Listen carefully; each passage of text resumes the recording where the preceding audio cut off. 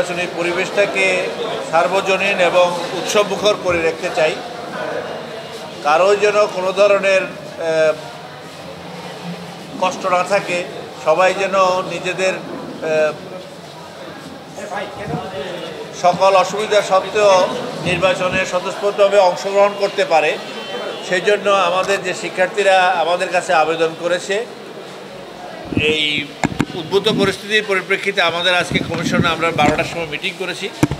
Meeting করার পরে আমরা সিদ্ধান্ত নিয়েছি, যেহেতু আমাদের গতকালকে 4 জন শিক্ষার্থী আমাদের দরখাস্ত করেছিল, আজকেও একটি সংগঠন থেকে এবং আমাদের একটা শিক্ষার্থীদের মধ্য থেকে একটা আবেদন করা হয়েছে। সেই আবেদনগুলোকে আমরা বিবেচনা করে আজকের দিন বিকেল 5টা পর্যন্ত আমরা মনোনয়নপত্র বিতরণের সময় বর্ধিত করলাম এবং আগামী দিন বিকেল 5টা পর্যন্ত আমরা মনোনয়নপত্র জমা দেওয়ার আজকে যে শেষ দিন ছিল সেটি বৃদ্ধি করলাম।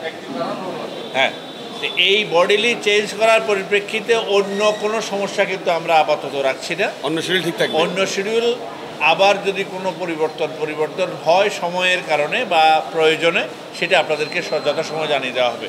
এই মুহূর্তে একদিন বডিলি চেঞ্জ করা হলো, সেটি হলো যে মনোনয়নপত্র প্রদান আজকের দিন চলবে আর মনোনয়নপত্র জমা দেওয়া আগামী দিন চলবে।